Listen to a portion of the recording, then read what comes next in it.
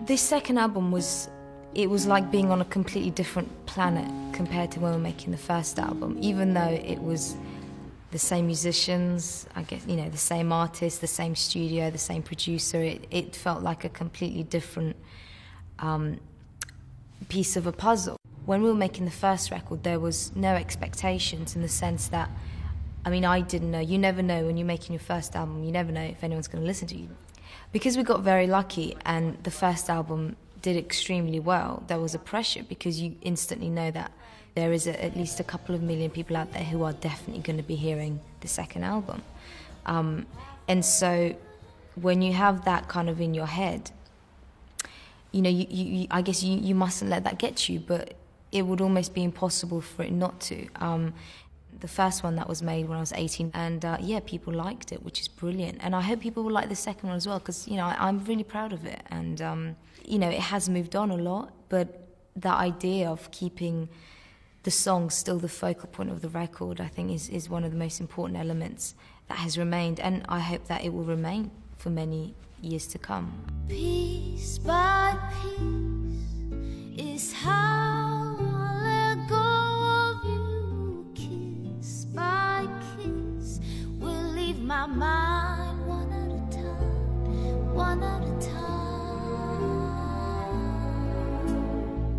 First of all must fly my dreams of you and I. There's no point in holding on to those, and then our ties will break for your and my own sake. Just remember, this is what you chose.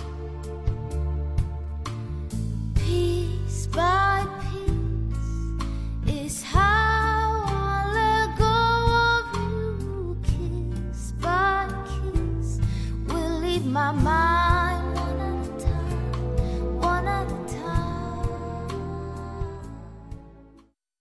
The style of this album, I would say, has shifted in a more...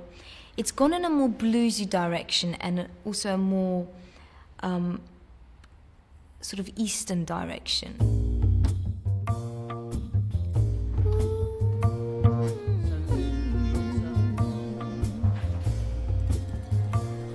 The first time that I saw you, I said, for goodness sake, that man's got the power. He's a charmer with a snake.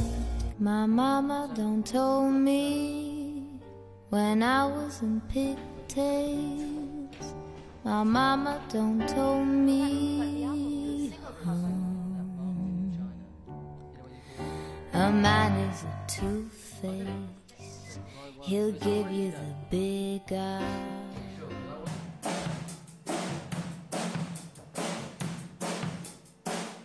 I remember thinking when making the first album, you know, where did this really come from?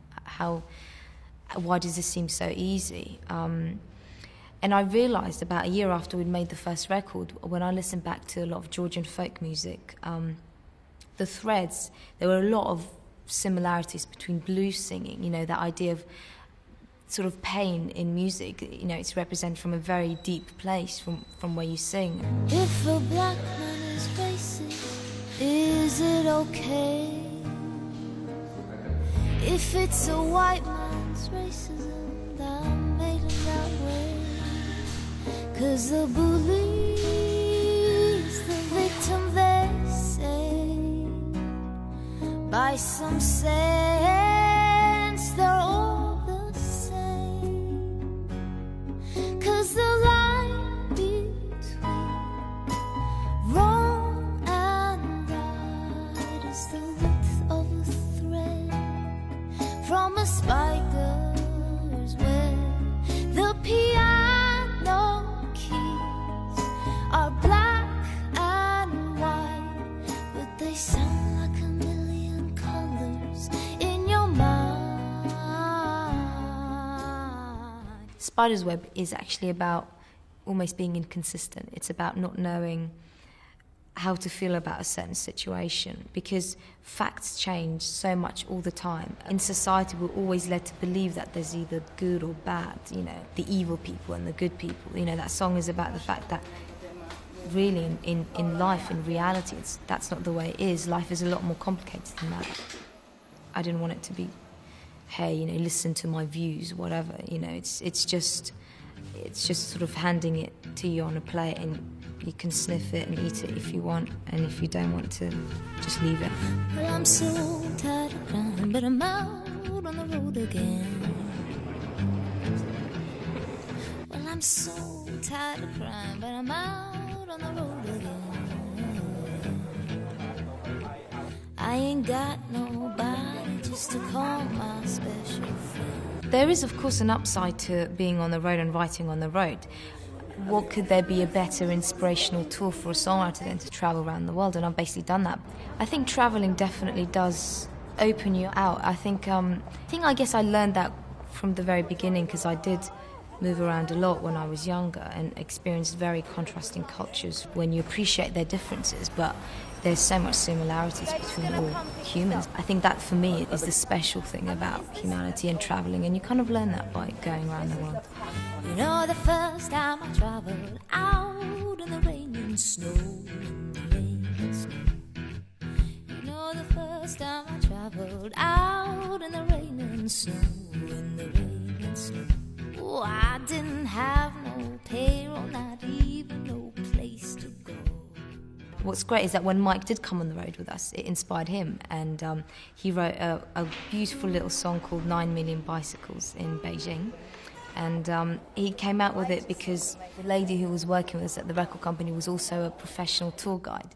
And when she was taking us around to do various filmings for TV shows, she'd get up and she'd give us loads of facts about Beijing and China, and she sort of said, oh yes, and there are, you know, 10 million teacups that are used in Beijing, and there are 9 million bicycles in Beijing.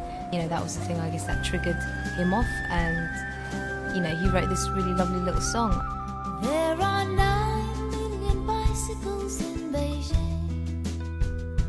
That's a fact. It's a thing we can't deny, like the fact that I will love you till I die.